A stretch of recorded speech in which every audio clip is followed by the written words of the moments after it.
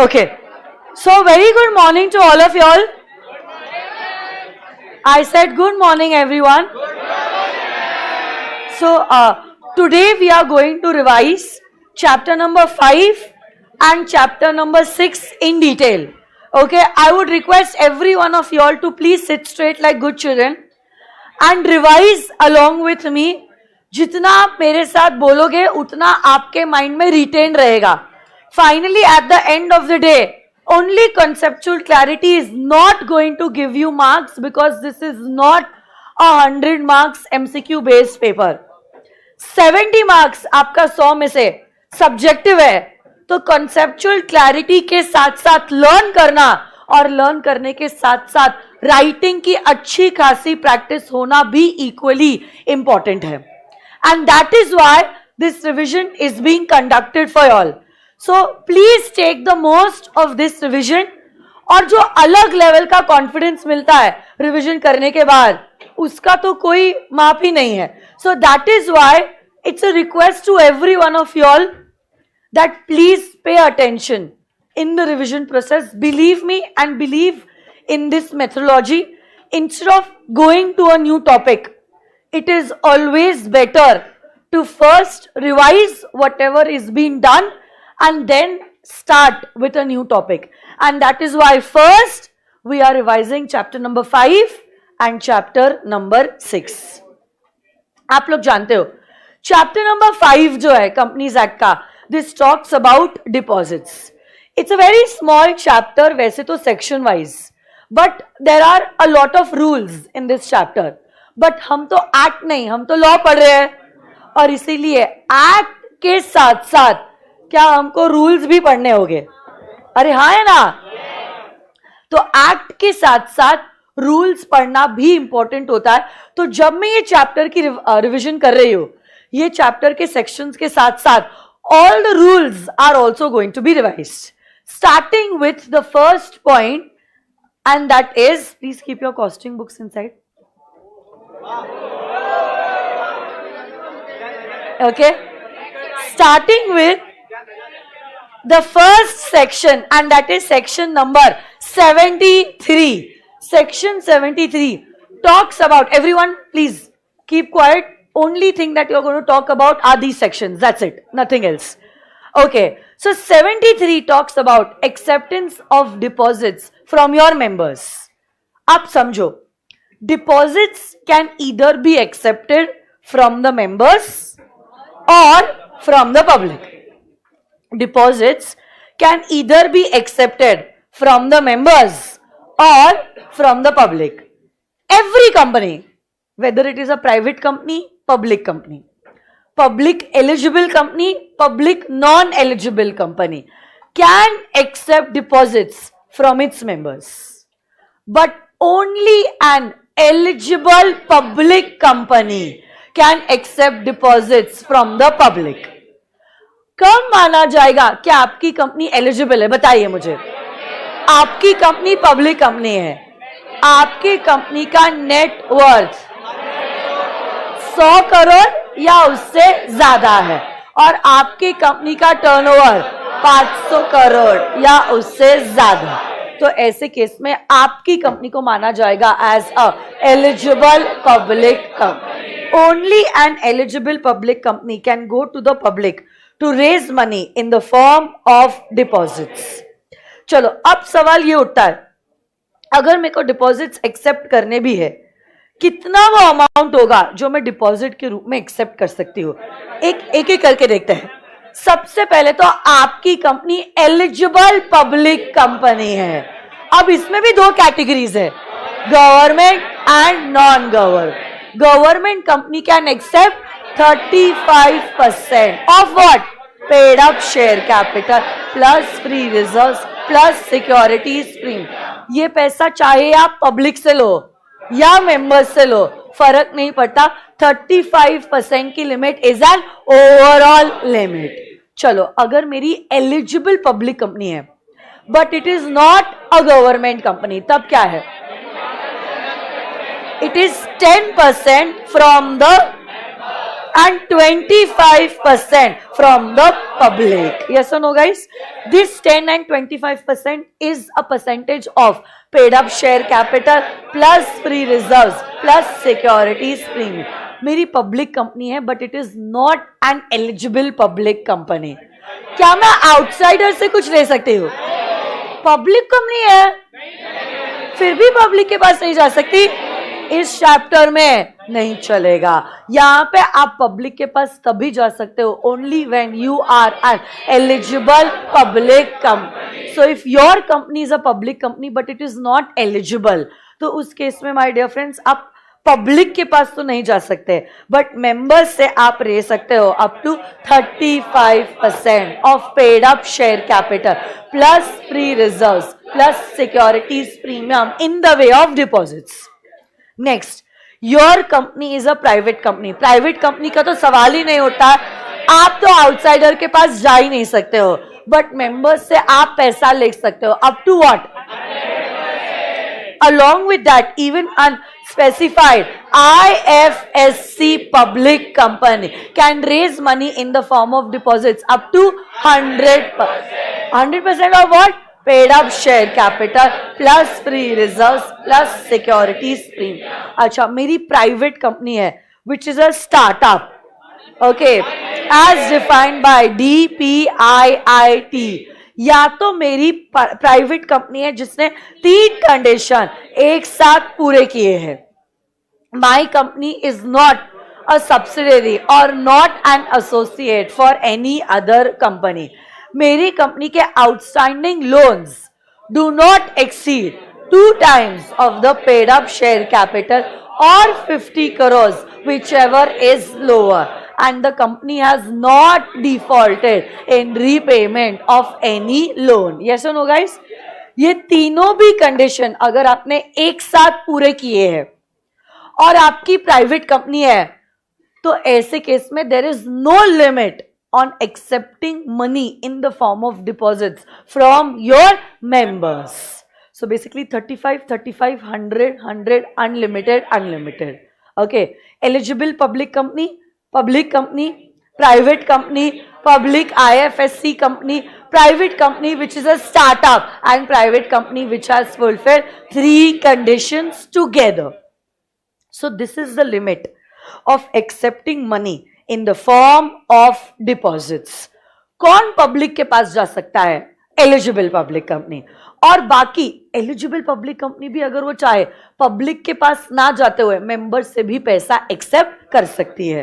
कौन पैसे रेस कर सकता है और किससे रेस कर सकता है और कितने अमाउंट तक रेस कर सकता है, वो इस चार्ट में क्लियर हो गया.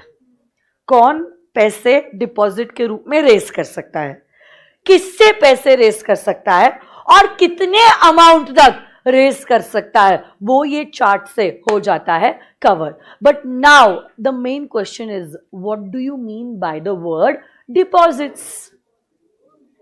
What do you mean by the word deposits? क्या ये समझना भी इंपॉर्टेंट है या नहीं है? अब ऐसे केस में डिपॉजिट की डेफिनेशन जो है वो कहती है any amount that you have received, any amount that you have received, whether in the form of a deposit or loan or any other form, is going to be considered as a deposit. But it does not include certain amounts as may be prescribed. और क्या ये amount prescribe हुआ है जिसको हम deposit consider नहीं करेंगे? तो कौन से अमाउंट को हम डिपॉजिट कंसिडर नहीं करते? Any amount received by central government, state government, local authority, और any amount received by a foreign government, any amount received as a loan from a bank or a loan from a public financial institution or inter-corporate borrowings is not going to be considered as a deposit. वापस से ये 5 points बोलो तो पहली category में any amount received by central government, state government, local authority, foreign government, bank loan from public financial institution, inter corporate borrowing. Okay, ये भी चाहता है कि आप बिगर देखे बोलो, अपने आप शिफ्ट हो जा रहा है. नेक्स्ट सेकेंड कैटेगरी जो है, सेकेंड कैटेगरी उसमें क्या हुआ है? Any amount that you have received from the issuance of commercial papers, subscription for securities, secured bonds or secured debentures or compulsory convertible debentures within a period of or any amount received by the issuance of non-convertible, non-secured debentures which are going to be listed on a recognized stock exchange. अब देखो, अगर company ने commercial paper issue करके पैसा race किया है, ये receipt of money को हम डिपॉजिट कंसिडर नहीं करेंगे. अगर आपकी कंपनी को सिक्योरिटीज के सब्सक्रिप्शन के लिए एप्लीकेशन मनी मिला है, ये भी एप्लीकेशन मनी डिपॉजिट कंसिडर नहीं होगा, प्रोवाइडेड आपने सिक्योरिटीज का अलॉटमेंट कर दिया है with in a period of 60 days. सुनो ना मेरी बात, 60 डेज तक अलॉटमेंट नहीं हुआ है, कोई बात नहीं है, आपको हमने अभी भी 15 दिनों का बफर पीरियड दिया है. इन 15 दिनों के अंदर आप ये पैसे लौटा देना. ऐसा नहीं होता है 60 डेज खत्म हो गए तो अगले दिन से वो अमाउंट डिपॉजिट माना जाएगा. You have a buffer period of 15 days to refund this amount. हाँ, 15 दिनों में अगर आपने रिफंड नहीं किया तो 15 दिन खत्म होने के बाद this amount will be considered as deposit. और उसमें एक छोटा सा पॉइंट था, जिन्होंने लेक्चर्स अच्छे से किए हैं उनको याद होगा कि अगर आप ये मनी किसी दूसरे रिसीवेबल से एडजस्ट करते हो, it's not going to be considered as a refund. In short, if you have adjusted it and it's not considered as a refund, means it will be considered as a deposit. और ये section, ये chapter अब हो जाएगा applicable. आप debentures issue कर रहे हो जो सिक्योर्ड है, नॉन सिक्योर्ड है, फर्क नहीं पड़ता है. This is debenture. Section 71 attract होगा. Chapter number 5 relating to deposits attract नहीं होगा. तो इसमें ये 4 पॉइंट्स बताओ कौन से पॉइंट्स है जहां पे receipt of money is not considered as a deposit. बोलो तो. कमर्शियल पेपर इशू करके पैसा मिला है, वो डिपॉजिट कंसिडर नहीं हो. नेक्स्ट, सब्सक्रिप्शन फॉर सिक्योर, वो 60 और 15 डेज को याद कीजिए. Next, issue of secured bonds, secured debentures और compulsory convertible debentures within a period of, या तो फिर non secured, non convertible listed debentures issue करके भी जो पैसा मिला है, that is not going to be considered as a deposit. Next, any amount that is received by Nidhi companies, chit fund companies, by a startup company. But ये startup company को जो पैसा मिला है 25 lakhs या उससे ज्यादा मिला है by way of a convertible note in a single tranche, एक सिंगल ट्रांजैक्शन में ये पैसा मिला है, तब भी ये पैसा डिपॉजिट की तरह कंसिडर नहीं होगा. Any amount receive by collective investment schemes or venture capital funds or mutual fund companies is not going to be considered as a deposit. Next, पैसा डायरेक्टर ने लाया है, या तो डायरेक्टर या उसके रिलेटिव ने लाया है. In case of a private company, ये भी receipt of money is not going to be considered as a deposit. आपके एम्प्लॉय ने सिक्योरिटी डिपॉजिट दिया है, okay, and this security deposit shall not exceed his annual salary. And last is promoter ने company में पैसा डाला है as a loan. Why? Because there was a stipulation either by a bank or a financial institution. और जब तक ये loan bank का या PFI का जिंदा है, आपका भी एज अ प्रमोटर दिया गया लोन जिंदा है. उनको रीपे किया है, प्रमोटर को भी रीपे करना जरूरी है. तो ये receipt of money by the promoter is not going to be considered as a deposit. और लास्ट कैटेगरी जो कहती है आपने एज अ कंपनी किसी और का पैसा होल्ड करके रखा है in the trust of somebody else and it is held which is non interest bearing, तो ये रिसीट ऑफ मनी भी डिपॉजिट कंसिडर नहीं हो सकता. And any amount received as a trade advance, provided you are providing services or you are supplying the goods within a period of 365 days, then this receipt of money is not going to be considered as a deposit. So very good. अभी तक आपने क्या क्या revise किया है? कौन सी company किनसे कितने अमाउंट तक डिपॉजिट के रूप में पैसा कलेक्ट कर सकती है, और कौन सा रिसीट ऑफ मनी, ये सब रूल्स है, उनको हम डिपॉजिट कंसिडर नहीं करेंगे. अब हम जा रहे हैं to the actual section, section number 73. अब डिसाइड कर लिया कि कंपनी जो है वो पैसा रेज करना चाहती है in the form of deposits from its members, from its. अच्छा, उसके भी पहले सेक्शन 73 सबसेक्शन 1 वो ये बात कर रहा है, यस, कौन सी कैटेगरी के कंपनीज को ये चैप्टर एप्लीकेबल नहीं. कौन सी कैटेगरी की? Banking company, non banking financial companies and housing finance company. So that was section number 73 subsection 1. किनको एप्लीकेबल नहीं, कौन एग्जेम्प्टेड है बोलो तो? Banking companies, non banking financial companies and housing finance companies. Very good.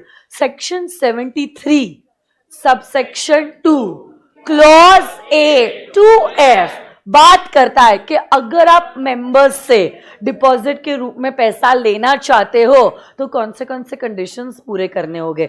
सबसे पहले तो क्या आपको इशू करना पड़ता है circular form number DPT1. This circular should it also be registered with the ROC within 30 days before its issue.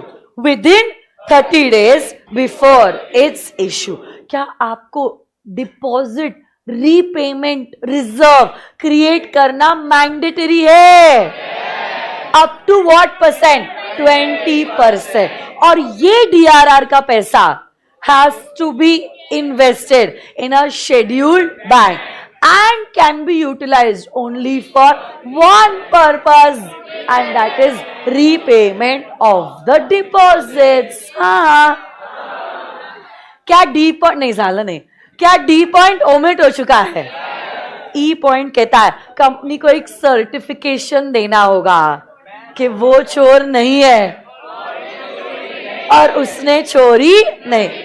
मतलब in short company ने पहले भी डिपॉजिट के रूप में पैसा लिया था, बट सही समय के अंदर इंटरेस्ट भी और रीपेमेंट भी कर लिया है. अच्छा चलो, जस्ट इन केस आपने चोरी की थी तो ऐसे केस में you have made good the default और 5 साल हो चुके हैं, आपने अभी तक वापस से ऐसा कुछ कांड दोहराया नहीं है, आप सुधर चुके हो और अब आपको सेकेंड चांस मिलेगा.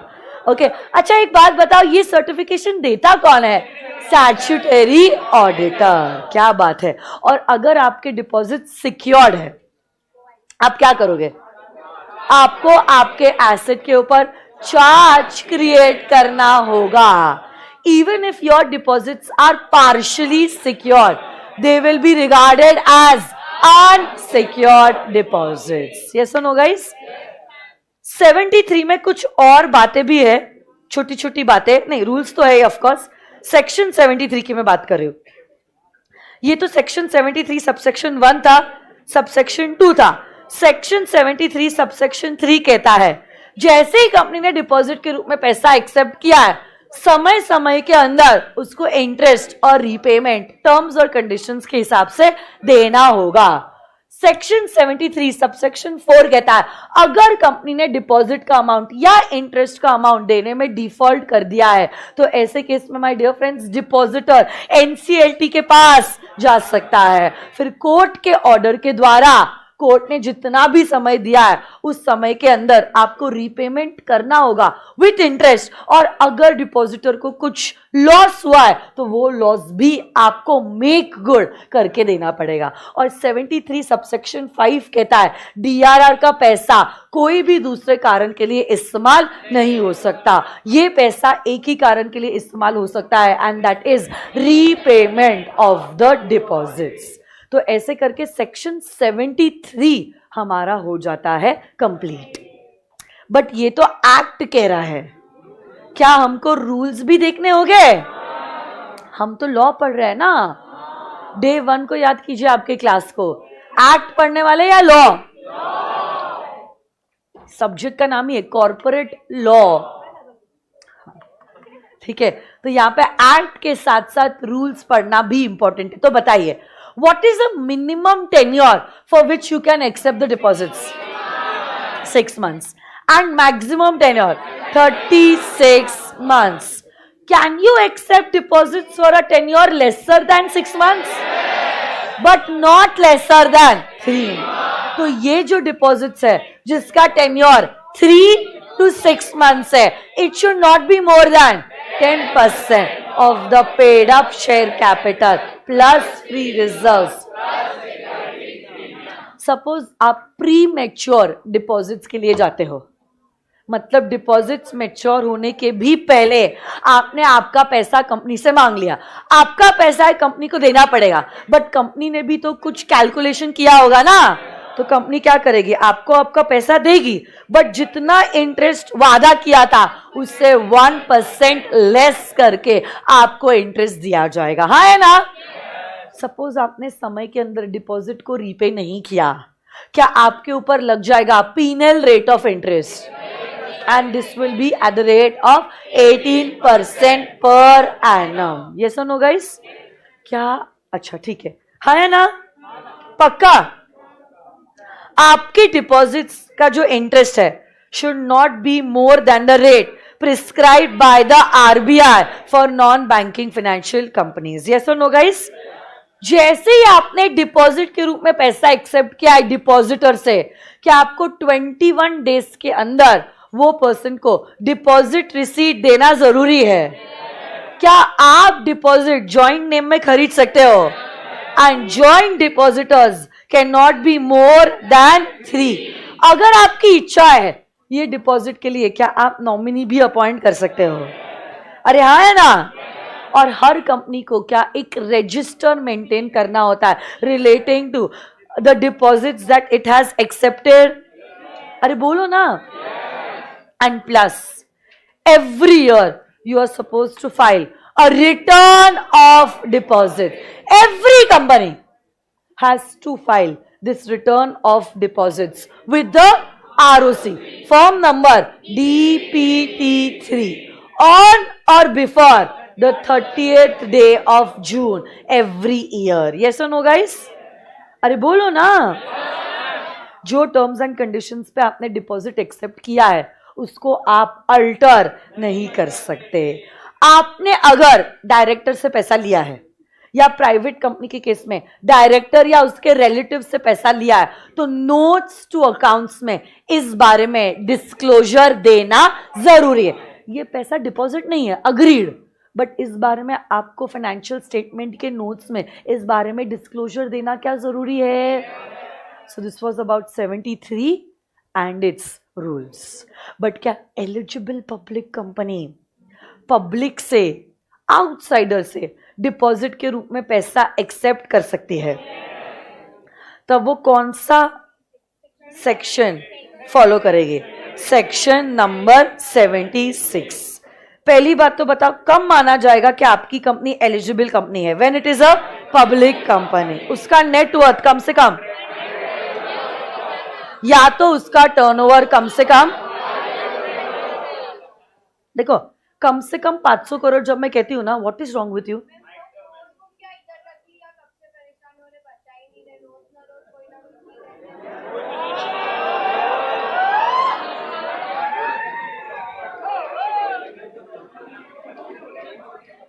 क्यों परेशान कर रहे हो यार उसको?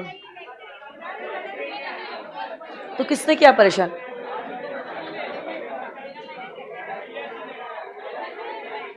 अच्छा एक बात बताओ, एग्जैक्ट 100 करोड़ मेरा नेटवर्थ है, am I an eligible company? तो it is either equal to और more than, that is it should not be less than, it should either be equal to और मोर देन 100 और 500 crore as the case may be. Resolution जब आप public के पास जाते हो is a special resolution, it is a, but अगर आपके deposits and other borrowings are not more then, okay, not more than company का paid up share capital plus free reserves plus securities free, क्या ordinary resolution से बात बन जाएगी? आपको क्या क्रेडिट रेटिंग ऑब्टेन करना पड़ता है, हाँ या ना? From a recognised credit rating agency, and this credit rating you have to obtain every year till the tenure of your deposits. और ये क्रेडिट रेटिंग इनफैक्ट आप डीपीटी 3 के साथ आरओसी के पास फाइल करते हो. DPT 3 return of deposits on और before 30 जून, उसके साथ साथ आपको ये क्रेडिट रेटिंग जो आपने ऑब्टेन किया है from a credit rating agency वो भी आपको करना पड़ता है सबमिट. अगर आपके डिपॉजिट सिक्योर्ड है, क्या आपको बोलो चार्ज क्रिएट करना होगा ऑन योर टैंजिबल एसेट्स? इस चीज के लिए कंपलसरी कहा है आपको टैंजिबल एसेट्स के ऊपर ही चार्ज क्रिएट करना होगा within a period of, हाँ या ना? पक्का 100%, at least equivalent to the amount of deposits and the interest thereon. So this was 76, which was talking about accepting of deposits from the public. इसके भी rules almost same ही है. Tenure बताओ, minimum, maximum, less than 6 months का accept कर सकते हैं, but minimum tenure यहां पे भी 3 मंथ्स. क्या हुआ बेटा? हाँ, आप और आपकी दोस्त और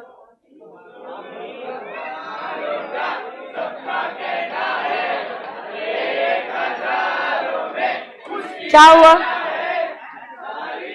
वो दोनों आपसे ही बात कर रहे थे.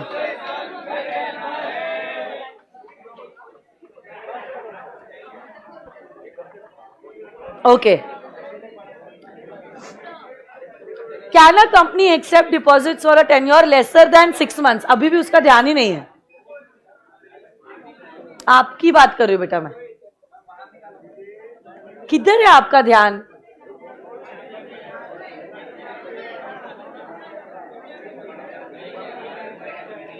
Okay, if you want to, you can accept deposits for a tenure lesser than 6 months, but it cannot be less than 3 months. So basically 3 to 6 months का possible है, provided it cannot be more than 10% of the paid up share capital plus free reserves plus securities premium. Almost बाकी के सारे rules भी same है. Penal rate of interest 18% है. Pre mature के case में 1% आप लेस इंटरेस्ट दोगे. अच्छा, क्या आपको डिपॉजिट ट्रस्टी अपॉइंट करना पड़ेगा? इसी डिपॉजिट ट्रस्टी का क्या आप रिटन कंसेंट लोगे? और उसी के साथ क्या आप डिपॉजिट ट्रस्ट डीड डीपीटी 2 में एंटर करोगे? अरे हाँ है ना? कौन कौन डिपॉजिट ट्रस्टी की तरह अपॉइंट नहीं हो सकता? कौन कौन डिपॉजिट ट्रस्टी की तरह अपॉइंट, बोलो कौन कौन नहीं हो सकता? डायरेक्टर, की मैनेजरल पर्सन और एम्प्लॉय ऑफ कंपनी, कंपनी का होल्डिंग कंपनी, कंपनी का सब्सिडी कंपनी का एसोसिएट. और if you are a debtor of cash, cash मतलब क्या? Debtor of the company, company का होल्डिंग कंपनी, कंपनी का सब्सिडरी कंपनी, कंपनी का एसोसिएट, तब भी आप डिपॉजिट ट्रस्टी की तरह अपॉइंट नहीं. आप कंपनी के गारंटर, या तो आप रिलेटिव हो, रिलेटिव ऑफ डायरेक्टर, की मैनेजर पर्सन और एम्प्लॉय, या तो you have a material pecuniary relationship with the company, तब भी आप डिपॉजिट ट्रस्टी की तरह अपॉइंट नहीं हो सकते। उसके अलावा तो बाकी सारे रूल्स जो है वो सेम टू सेम है। 73 और 76 को अगर आपने कंप्लाई नहीं किया तो आपको 76A की पनिशमेंट लग जाती है, बराबर ना। और 76A कहता है कंपनी को लगेगा fine, minimum fine is lower of 1 crore or 2 times the amount of deposits, and maximum fine is 10 crores, and every officer in default will be sent to jail for a period of not more than 7 years, मतलब up to 7 years। imprisonment तो भेजेगा ही, plus fine भी लगेगा 25 करोड़ से 2 करोड़, 25 लाख से 2 crore. I was just checking your concentration. 25 lakh से 2 करोड़ तक का फाइन भी लग सकता है। So this is all about the revision of chapter number 5। क्या बात है, वेरी गुड, सॉर्टेड है चैप्टर नंबर 5। चैप्टर नंबर 6 पे आते हैं, चलो लेट्स चेक इट आउट।